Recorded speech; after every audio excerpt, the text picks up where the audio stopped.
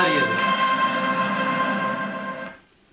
തിരുവനന്തപുരത്തെ നെടുമങ്ങാട് ആലങ്കോട് ശ്രീധർമ്മശാസ്ത്ര ക്ഷേത്രത്തിലെ ആചാരമാണ് വൃക്ഷ സംരക്ഷണം. ജന്മനക്ഷത്രങ്ങൾക്കനുസരിച്ചുള്ള വൃക്ഷങ്ങളിലാണ് ജനങ്ങൾ പൂജ ചെയ്യുന്നത്.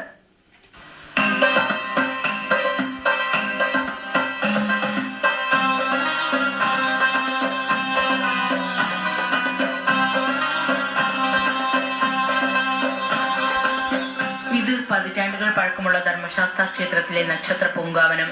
27 ജന്മനക്ഷത്രങ്ങൾക്കനുസരിച്ചുള്ള വൃക്ഷങ്ങൾ ഇവിടെ പരിപാലിക്കുന്നു. ചില വൃക്ഷങ്ങളുടെ പേരുകൾ കേട്ടുകേൾവി പോലുമില്ലാത്തതാണ്.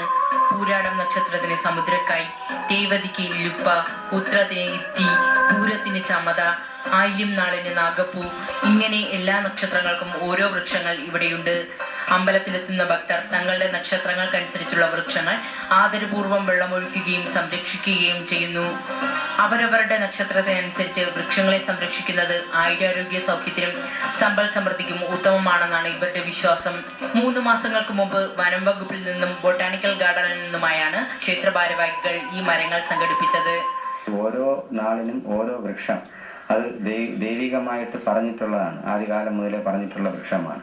ആ 27 വൃക്ഷങ്ങളും ഈ ക്ഷേത്രത്തിന്റെ പരിസരത്തായ ഇവിടെ നട്ട് അതിനെ വെള്ളമേകി നമ്മൾ ചെയ്തെടുക്കുമ്പോൾ ഓരോ നാളുകാർക്കും അതിൻ്റെതായ പുണ്യ ഫലങ്ങൾ ഉണ്ടാകും. നക്ഷത്ര പൂങ്കാവനത്തിലെ അപൂർവ സസ്യങ്ങൾ കാണാനും ഇവിടെ നിരവധി പേർ വരുന്നുണ്ട്. അന്യം നിന്നു പോകുന്ന വൃക്ഷങ്ങളെ ആചാരങ്ങളുടെ പേരിലായാലും സംരക്ഷിക്കുന്നതിനെ നല്ല പ്രവണതയായി കണക്കാക്കാം.